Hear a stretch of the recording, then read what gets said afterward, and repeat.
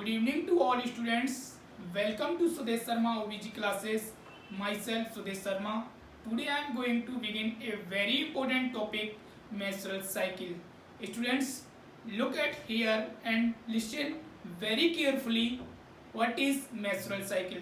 So today I explain the menstrual cycle, how to define the menstrual cycle.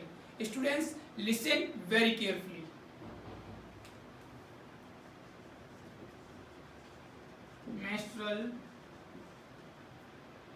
menstrual cycle. यदि हम लोग बात करें मेंस्ट्रुअल साइकिल की, तो मेंस्ट्रुअल साइकिल को हिंदी भाषा के अंदर मासिक धर्म चक्र के नाम से जानते हैं। किसके नाम से? मासिक धर्म चक्र के नाम से जानते हैं। आइए हम लोग बात करते हैं इस चक्र के बारे में, इस साइकिल के बारे में। आइए इसको हम लोग क्या करते हैं, परिभाषित करते हैं। तो सबसे पहले हम लोग क्या देखेंगे, इसकी definition.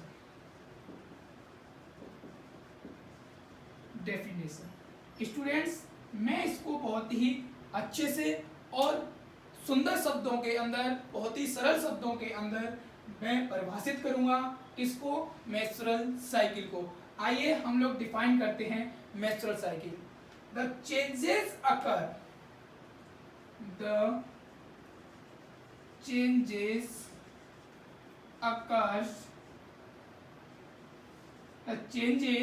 occurs every month. The changes occurs every month in uterine endometrium and ovarian cortex is called menstrual cycle. Students, what I am saying to you कि menstrual cycle क्या होती है? The changes occurs every month, मतलब हर एक महीने पर होने वाले परिवर्तन किसके अंदर? Endometrium of uterus and ovarian cortex, मतलब यूट्रस की एंडोमेट्रियम में और ओवरी के कॉर्टेक्स के अंदर हर महीने बदलाव देखे जाते हैं। उन्हीं को हम लोग क्या कहते हैं, मेंस्ट्रुअल साइकिल। मींस आप लोग अच्छे से जानते हो साइकिल का मीनिंग कि कहीं अगर किसी पॉइंट को हम लोग राउंड घुमाएं और उसी पर आकर के अगर हम खत्म कर दें, जहां से स्टार्ट हुआ था वहीं पर आकर के खत्म हो जाए, तो वो एक चक्र कहलाता है। इसी प्रकार यदि मासिक धर्म के अंदर हम लोग बात करते हैं कि जहां पर मासिक धर्म के अंदर यदि कोई परिवर्तन देखे जा रहे हैं, तो वहां से स्टार्ट होकर के दोबारा से उसी नॉर्मल अवस्था में आ जाते हैं। उसी को हम लोग क्या कहते हैं, मेंस्ट्रुअल साइकिल। आइए हम लोग देखते हैं मेंस्ट्रुअल साइकिल के बारे में, और मेंस्ट्रुअल साइकिल के बारे में क्या क्या चेंजेस देखने को मिलते हैं, उनको हम लोग बोलते हैं मेंस्ट्रुअल साइकिल। आइए हम लोग बात करते हैं एंडोमेट्रियल चेंजेस की बात। स्टूडेंट्स, मैंने कुछ हाईलाइट किया है, जिसके अंदर आप लोग देख रहे हो दो वर्ड हैं जिनको मैं हाईलाइट कर रहा हूं।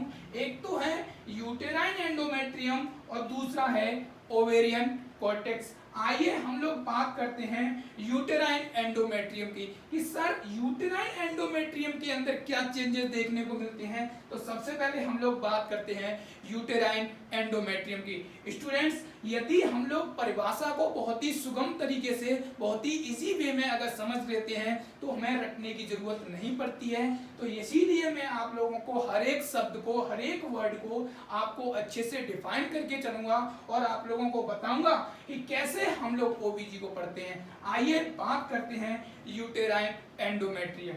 तो changes in the uterine endometrium, uterine endometrium के अंदर क्या क्या चेंजेस देखने को मिलते हैं। तो changes in uterine endometrium endometrium, uterine endometrium. Student सबसे पहले मैं आप लोगों को बता रहा हूं यूटेराइन एंडोमेट्रियम, यूटेराइन एंडोमेट्रियम के अंदर क्या चेंजेस देखने को मिलते हैं। तो सबसे पहले आप लोगों को मैं बताऊंगा कुछ एनाटॉमी के बारे में, जैसा कि आप लोगों ने पढ़ रखा है और आपको आपके टीचर्स ने बताया भी होगा, नहीं बताया तो आज मैं बताने जा रहा हूं कि यदि मैं एक यूट्रस की स्ट्रक्चर बनाऊं, यूट्रस की स्ट्रक्चर बनाऊं और जिसके अंदर मैं आप लोगों को बताने जा रहा हूं ये है यूट्रस की स्ट्रक्चर और इसके अंदर मैंने ओवरी बनाई है। स्टूडेंट मैं आप लोगों को बताने जा रहा हूं कि ये तो है fundus, you know very well, और इसके अंदर ये लेयर्स पाई जाती हैं जिसको हम लोग कुछ बात करेंगे लेयर्स के बारे में। अभी मैं आप लोगों को बता रहा हूं यूटेराइन एंडोमेट्रियम। यूटेराइन एंडोमेट्रियम क्या होती है? आप लोगों ने सुना होगा या आप लोगों को पता होगा, नहीं पता है तो मैं आप लोगों को थोड़ा सा यूट्रस के बारे में बताने जा रहा हूं कि यूट्रस क्या है। यूट्रस क्या है? यूट्रस एक होलो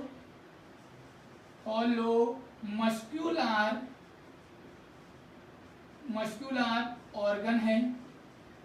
आप लोग अच्छे से जानते हो कि होलो मस्कुलर ऑर्गन क्या होते हैं, और होलो मस्कुलर ऑर्गन वे ऑर्गन होते हैं जो अंदर से खोखले होते हैं।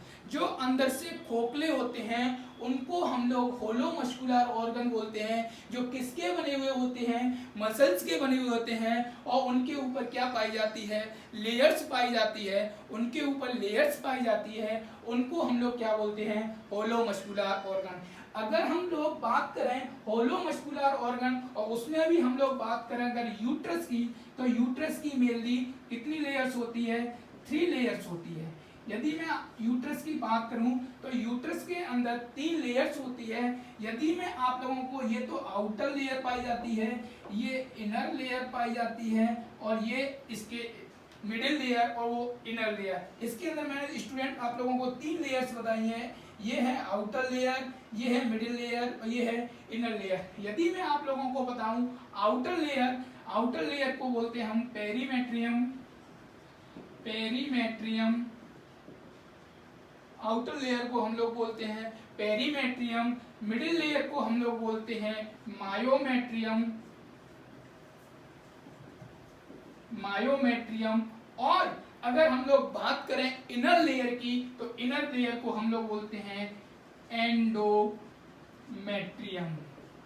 स्टूडेंट मैंने आप लोगों को यूट्रस के बारे में बताया, और यूट्रस के बारे में मैंने आप लोगों को बताया होलो मस्कुलर ऑर्गन, और सीएचओ लेवल पर आप लोगों से क्वेश्चन पूछा जाता है कि यूट्रस की इनर मोस्ट लेयर कौन सी होती है, तो वहां पर आप लोगों को आंसर लगाना है एंडोमेट्रियम। आपसे पूछा जा सकता है कि यूट्रस की मिडिल लेयर कौन सी होती है, तो वहां पर आंसर लगाना है मायोमेट्रियम। और आपसे अगर पूछा जाए कि यूट्रस की आउटर लेयर कौन सी होती है, तो वहां पर आप लोगों को बताना है पेरीमेट्रियम।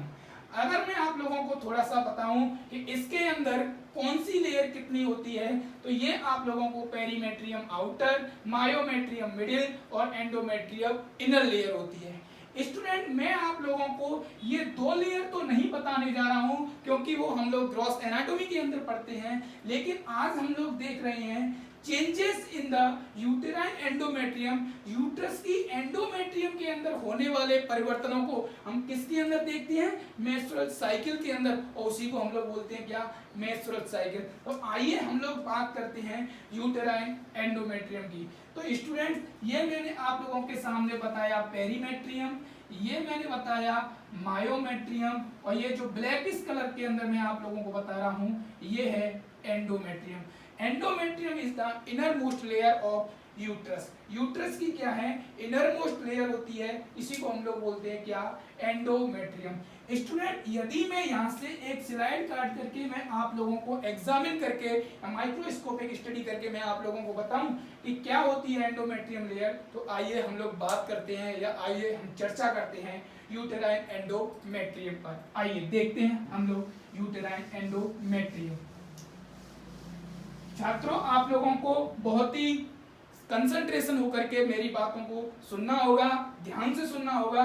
यदि आप लोग अच्छे से पढ़ाई करना चाहते हैं और एक एक शब्द को क्लियर से, बिल्कुल कभी भी कोई कंफ्यूजन ना हो और हमें अच्छे से आंसर करना आए और एग्जाम के अंदर हम कभी ना भूलें, तो आइए हम लोग बात करते हैं कंसंट्रेशन के साथ में, बहुत ही ध्यानपूर्वक बातों को सुनते हैं और कुछ रोचक तथ्यों के बारे में जानकारी प्राप्त करते हैं। आइए हम लोग बात करते हैं एंडोमेट्रियम को। सबसे पहले मैं आप लोगों को एंडोमेट्रियम के बारे में बताने जा रहा हूं। तो सबसे पहले अपन लोगों को मैं रोचक तथ्य बताने जा रहा हूं। ये है यूट्राइन एंडोमेट्रियम के। तो this is inner most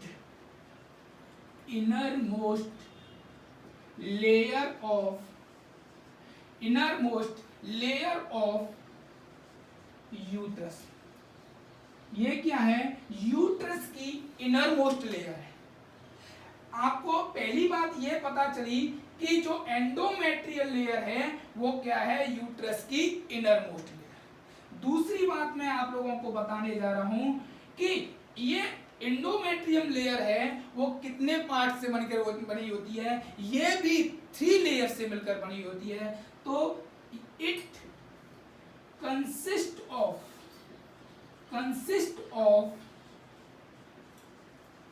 3 layers. आपसे क्वेश्चन पूछा जा सकता है कि जो यूट्रस की एंडोमेट्रियम लेयर है वो कितनी लेयर से मिलकर बनी होती है? तो छात्रों, स्टूडेंट्स, आपको हमेशा आंसर करना है कि जो यूट्राइन एंडोमेट्रियम है वो 3 लेयर से मिलकर बनी होती है। आइए मैं आप लोगों को एक स्लाइड के थ्रू बताना चाहूंगा कि किस तरीके से यूट्राइन एंडोमेट्रियम मिलकर बनी हुई होती है 3 लेयर से। आइए हम लोग चर्चा करते हैं यूट्राइन एंडोमेट्रियम।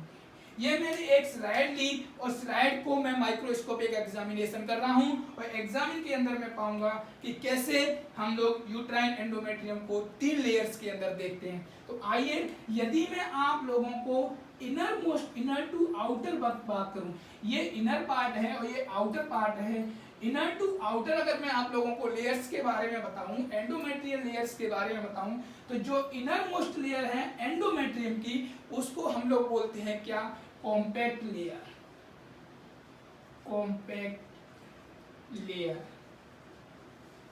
ये है एंडोमेट्रियम की कॉम्पैक्ट लेयर, जो क्या है? एंडोमेट्रियम की इनर मोस्ट लेयर। दूसरी मैं आप लोगों को बताऊं, ये है हम लोग बात कर रहे हैं, ये जो हम लोग बात कर रहे हैं ये है middle layer of endometrium. Endometrium की मिडिल लेयर है और मिडिल लेयर है तो उसको हम लोग बात करते हैं spongy layer.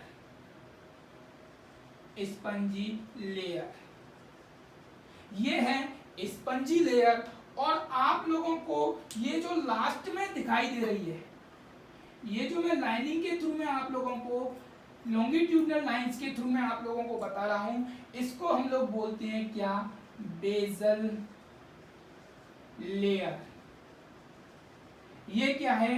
Basal layer. Students, कुछ कैमरा की कमी की वजह से, कुछ कैमरा के अंदर मेरे पास कुछ रिसोर्सेज की कमी थी, कैमरा के थ्रू मेरी कुछ राइटिंग समझ में नहीं आ रही थी, बच्चों को वीडियो क्लियर दिखाई नहीं दे रहे थे, तो मैंने आज कुछ अच्छा कैमरे की आज व्यवस्था की है और उसके थ्रू मैं आज वीडियो को रिकॉर्ड कर रहा हूं और शायद मैं समझ रहा हूँगा कि आप लोगों को अच्छे से मेरा वीडियो और मेरी राइटिंग समझ में आ रही होगी, पढ़ने में आ रही होगी। तो student, be carefully and B listen very carefully. यदि आप ध्यानपूर्वक मेरी बातों को सुनते हैं तो मैं 100% बोल रहा हूं कि आप लोगों को मेरे लेक्चर लेने के बाद में बहुत अच्छा महसूस होगा और बहुत अच्छा फील करोगे।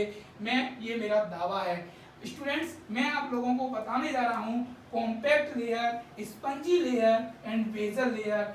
और अगर मैं बात करूं यूट्रस की, तो ये है हमारी मिडिल लेयर और ये है हमारी आउटर लेयर। स्टूडेंट्स, मैंने आप लोगों के बारे में आपको ये बताया है, ये जो लाइनिंग में ब्लू कलर की मैं बता रहा हूँ, इसको तो हम लोग बोलते हैं मायोमेट्रियल लेयर, और इसको हम लोग बात करते हैं, इसको हम बोलते हैं पेरीमेट्रियम लेयर। आप लोगों को मैं बता रहा हूँ ये कॉम्पैक्ट लेयर है, ये स्पंजी लेयर है, ये बेसल लेयर है। तो 3 लेयर से मिलकर बनी होती है क्या, हमारी एंडोमेट्रियल लेयर। कौन बनी होती है, एंडोमेट्रियल लेयर। एंडोमेट्रियल लेयर मिलकर बनी होती है कॉम्पैक्ट और स्पंजी से और बेसल लेयर से। अब बात करते हैं कि सर आप तो बता रहे थे डेफिनेशन और आप बताने लग गए हमें एंडोमेट्रियल लेयर के बारे में। बेटा मैं इस चीज को यहाँ पर मैं इसलिए बता रहा हूँ कि आपको हमेशा हमेशा के लिए याद रहे कि सर एंडोमेट्रियम के अंदर कौन कौन से चेंजेस आते हैं। तो हमेशा ध्यान रखना, अगर हम लोग, आप लोगों को मैं एक ही चीज बताऊंगा कि जब हार्मोन्स का लेवल हमारे शरीर में, मतलब फीमेल के शरीर में जब हार्मोन्स का लेवल कम हो जाता है तो उसकी वजह से उनको न्यूट्रिशन सप्लाई नहीं होती है और उनका क्या होता है, शेडोइंग होना या उनका मेंटेनेंस नहीं होना, जिसकी वजह से उनका क्या होता है, शेडोइंग होना हो जाता है। शेडोइंग होती है और वो झड़ने लग जाती हैं। शेडोइंग का मतलब होता है झड़ना, मतलब वो रप्चर हो जाती हैं और वहां से अपनी जगह से हटना स्टार्ट करती हैं। वो साइन या वो झड़ना क्या कहलाता है, ब्लीडिंग टाइम। मतलब ब्लीडिंग के थ्रू एंडोमेट्रियम का शेडो होना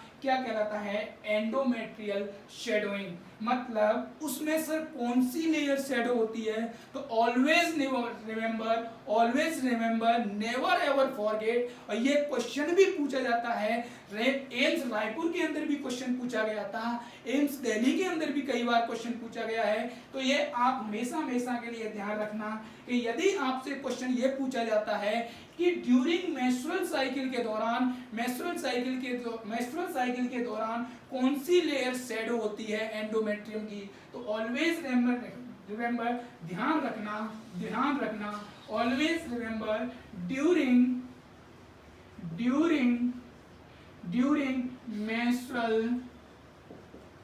menstrual cycle, during menstrual cycle the layer of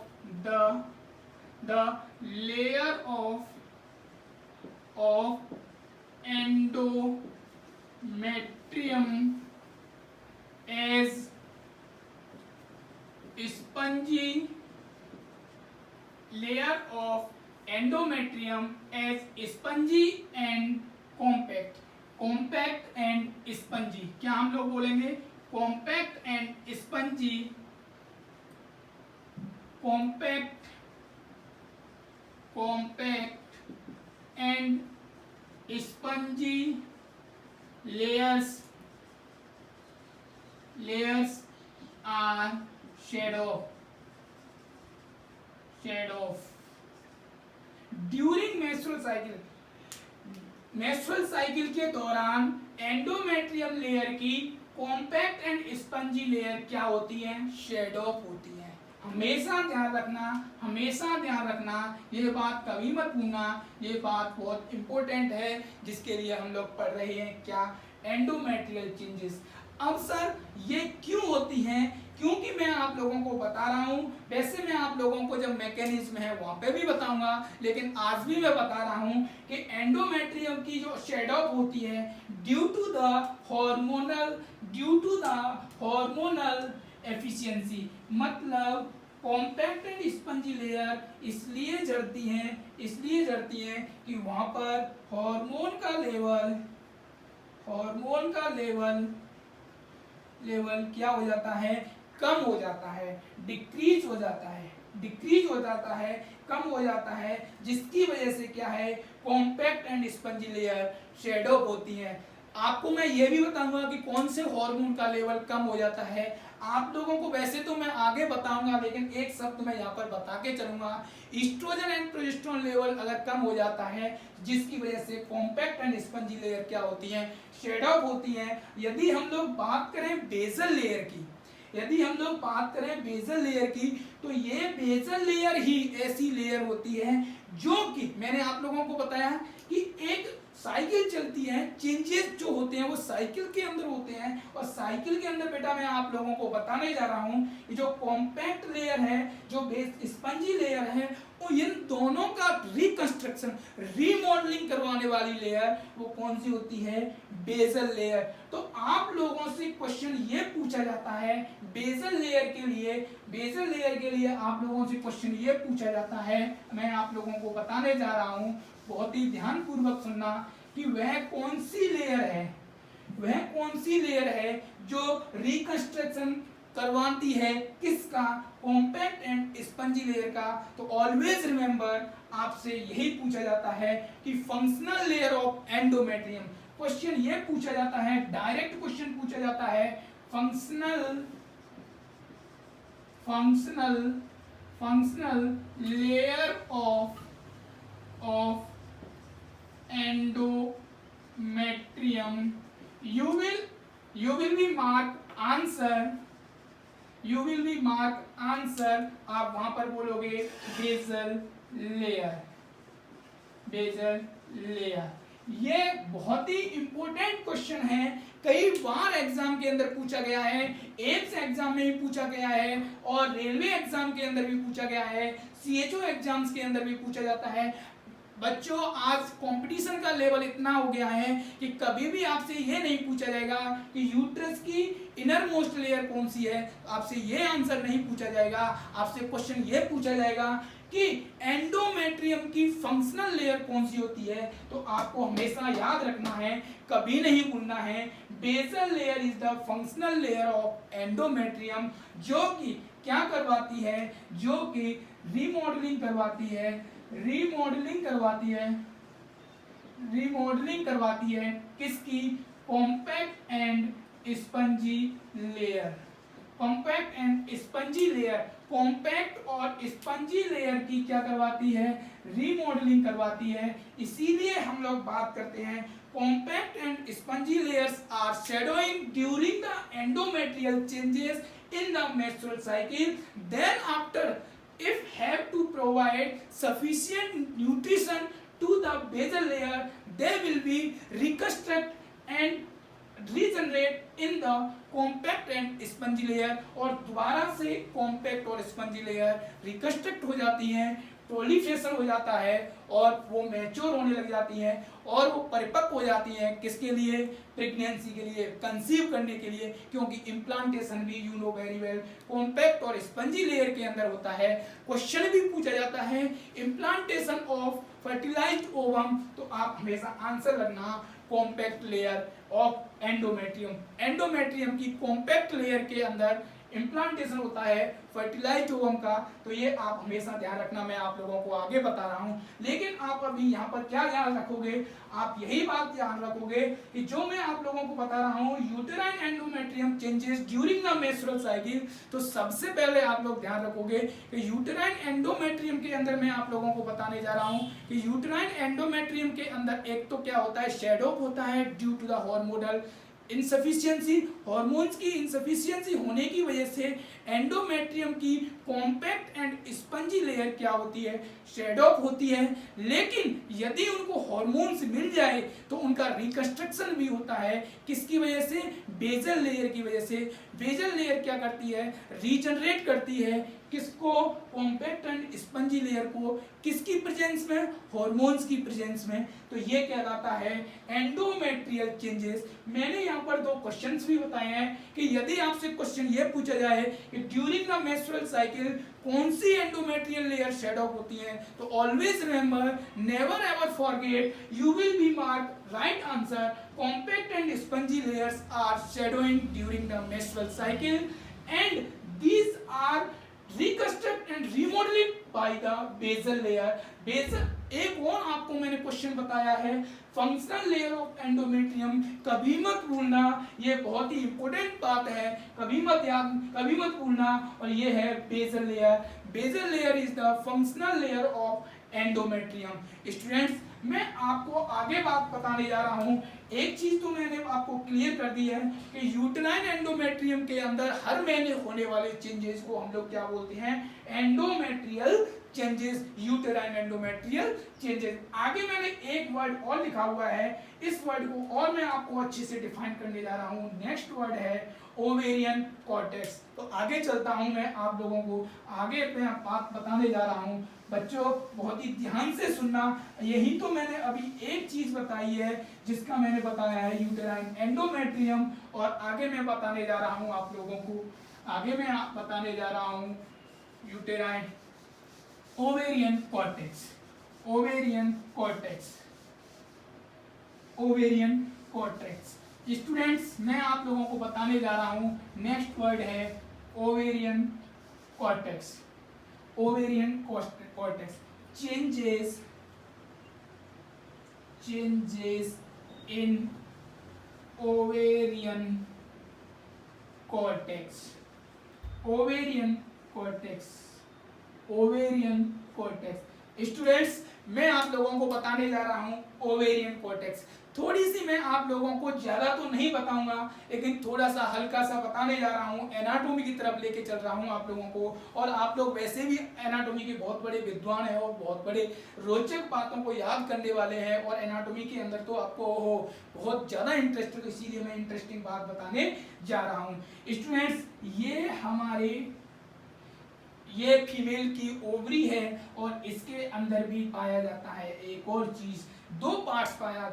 अगर आपसे पूछा जाए कि ओवरी कितने पार्ट्स से मिलकर बनी होती है, तो ऑलवेज रिमेंबर दो पार्ट्स से मिलकर बनी हुई होती है। यदि मैं आप लोगों को बताऊं कि ओवरी का आउटर पार्ट क्या कहलाता है, कॉर्टेक्स, कॉर्टेक्स, और ओवरी का इनर पार्ट क्या कहलाता है, मेडुला, मेडुला। ओहो, मैं यहीं पर एक और चीज रोचक तथ्य बताने जाने वाला हूं कि कॉर्टेक्स आपसे क्वेश्चन पूछा गया है, कई बार एग्जाम के अंदर क्वेश्चन पूछा गया है, आरए के एंट्रेंस एमएससी एंट्रेंस एग्जाम के अंदर भी आपसे क्वेश्चन पूछा गया है। और क्वेश्चन क्या पूछा गया है कि functioning part of the ovary, ovary का फंक्शनिंग पार्ट कौन सा होता है, तो फंक्शनिंग पार्ट कौन सा होता है ओवरी का, cortex. Functioning part, functioning part of ovary, cortex क्या होता है, इसको हम बोलते हैं ओवेरी, इसको हम लोग बोलते हैं ओवेरी। और ओवेरी का फंक्शनिंग पार्ट कौन सा होता है, कॉर्टेक्स होता है। और मेडुला, मेडुला से क्या निकलता है, एंड्रोजन्स, एंड्रोजन्स, एंड्रोजन्स, एंड्रोजन्स जिसको अपन लोग बोलते हैं टेस्टोस्टेरोन, बहुत ही कम अमाउंट में टेस्टोस्टेरोन रिलीज होता है, जिसको हम लोग बोलते हैं medulla. Medulla and cortex, cortex is the functioning part of ovary, ovary का फंक्शनिंग पार्ट होता है। बेटा मैं आप लोगों को थोड़ा सा और भी लेके चल रहा हूँ कॉर्टेक्स के अंदर। सर आप फंक्शनिंग पार्ट क्यों बोल रहे हो, क्योंकि यही कॉर्टेक्स क्या कहलाती है, क्या लेके रहती है, इसके ऊपर जिस कॉर्टेक्स के अंदर ही क्या पाया जाता है, जर्मिनल एपिथेलियल्स पाई जाती हैं। क्या पाई जाती है, germinal, germinal epithelial, epithelial cells, germinal epithelial cells पाई जाती हैं। और ये जर्मिनल एपिथेलियल सेल्स क्या लेके रखती हैं, इन्हीं जर्मिनल एपिथेलियल्स के अंदर पाए जाते हैं ovarian follicles, ovarian follicles, ovarian follicles पाए जाते हैं। इन्हीं जर्मिनल एपिथेलियल्स के अंदर क्या पाए जाते हैं, फॉलिकल्स। और इन्हीं फॉलिकल्स के अंदर पाए जाते हैं क्या, ओवम, ओवम पाया जाता है, या oocytes बोल सकते हैं उनको, oocyte बोलते हैं उनको, oocyte पाए जाते हैं। जिसके अंदर मैं आप लोगों को बताने जा रहा हूं कि जर्मिनल एपिथेलियम के अंदर देखो ये फॉलिकल्स पाए जाते हैं। अगर मैं आप लोगों को कुछ चीजें रोचक तथ्य बताने जाऊं यहीं पर, बेटा वैसे तो मैं आप लोगों को आगे भी बताऊंगा, लेकिन मैं यहाँ पर मैं बता दूं कि at the time of puberty, हमेशा हमेशा ध्यान रखना, ये बहुत ही इंपॉर्टेंट बात है, हमेशा ध्यान रखना, कभी मत भूलना, ये बहुत ही इंपॉर्टेंट बात है कि at the time of puberty at the time of puberty कितने oocytes पाए जाते हैं? तो हमेशा ध्यान रखना 40,000 से 4 लाख। कितने फॉलिकल्स पाए जाते हैं? 40,000 से 4 lakhs इतने पाए जाते हैं, जो कि आप लोगों को मैं थोड़ा सा इधर बताने जा रहा हूं। इसी ओवरी के अंदर क्या पाए जाते हैं? प्रीमोडियल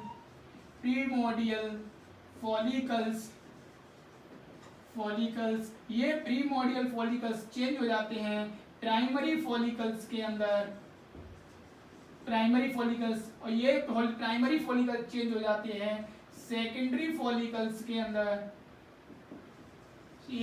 और सेकेंडरी फॉलिकल्स चेंज हो जाते हैं ग्राफियन फॉलिकल्स के अंदर। और इन्हीं ग्राफियन फॉलिकल्स के अंदर पाए जाते हैं oocytes, जिनको हम लोग बोलते हैं सेकेंडरी oocyte। और यही सेकेंडरी oocyte इसी को दूसरे नाम से जाना जाता है। इसी सेकेंडरी oocyte को हम दूसरे नाम से भी जाना जाता है, also known as ओवम के नाम से जाना जाता है। आपसे पूछा भी जा सकता है कि after the Graafian follicle rupture, जब ग्राफियन फॉलिकल रप्चर हो जाती है और उसमें से रिलीज होने वाला अंडा क्या कहलाता है? Secondary oocyte। ये बहुत ही कई बार क्वेश्चन पूछा गया है, कई बार एग्जाम के अंदर क्वेश्चन पूछा गया है। रप्चर्ड ग्राफियन फॉलिकल से रिलीज होने वाला oocyte क्या कहलाता है? Secondary oocyte। क्या कहलाता है?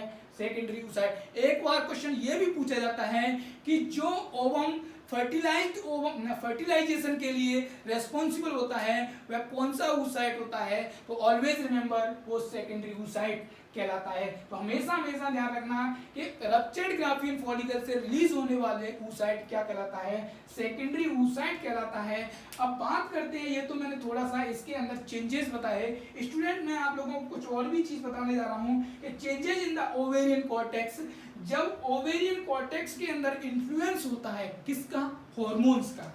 ये हार्मोन, मैंने आप लोगों को 2 चीज बताई, मैं आप लोगों को थोड़ा सा इधर की तरफ और बताने जाऊंगा कि जो एंडोमेट्रियम के अंदर फर्स्ट चेंजेस देखने को मिला था, एंडोमेट्रियम के अंदर चेंजेस देखने को मिले थे, वो तो किसकी वजह से?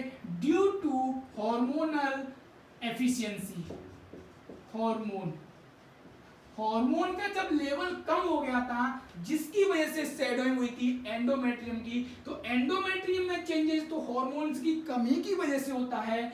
लेकिन अगर मैं आप लोगों को बताने जाऊं कि ओवेरियन कॉर्टेक्स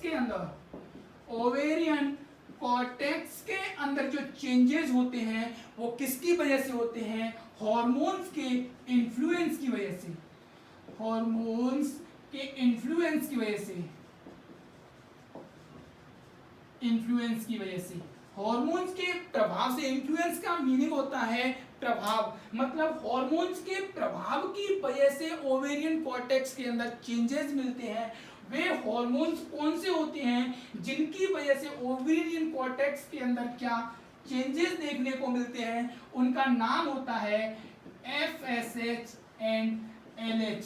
ये FSH एंड LH हार्मोन क्या करते हैं? ये हमारे फॉलिकल्स को स्टिमुलेशन का काम करते हैं। FSH एंड LH फॉलिकल्स को स्टिमुलेट करने का काम करते हैं और वे प्रीमोडियल फॉलिकल्स ग्रो करने लग जाते हैं, जो कि कॉर्टेक्स के अंदर पाए जाते हैं। प्रीमोडियल फॉलिकल्स, आप लोगों को मैं बताने जा रहा हूं, यूटेराइन एंडोमेट्रियम के अंदर चेंजेस किसकी वजह से होते हैं? हार्मोन्स की कमी की वजह से होते हैं, जिसको क्या है? न्यूट्रिशन नहीं मिलता और वो शैडोइंग होना स्टार्ट हो जाते हैं। जैसे ही हार्मोन्स मिले उनका रिकंस्ट्रक्शन होना स्टार्ट हो जाता है। तो वो तो एंडोमेट्रियम की कहानी हो गई। अभी मैं आप लोगों को बता रहा हूं ओवेरियन कॉर्टेक्स की कहानी। और ओवेरियन कॉर्टेक्स के अंदर आप लोग देख रहे हो कि ओवेरियन कॉर्टेक्स के अंदर जो चेंजेस देखने को मिलते हैं वो हार्मोन्स के इन्फ्लुएंस की वजह से होते हैं। और हार्मोन्स वो कौन से होते हैं जिनकी वजह से ओवेरियन कॉर्टेक्स के अंदर चेंजेस देखने को मिलते हैं। तो always remember, never ever forget,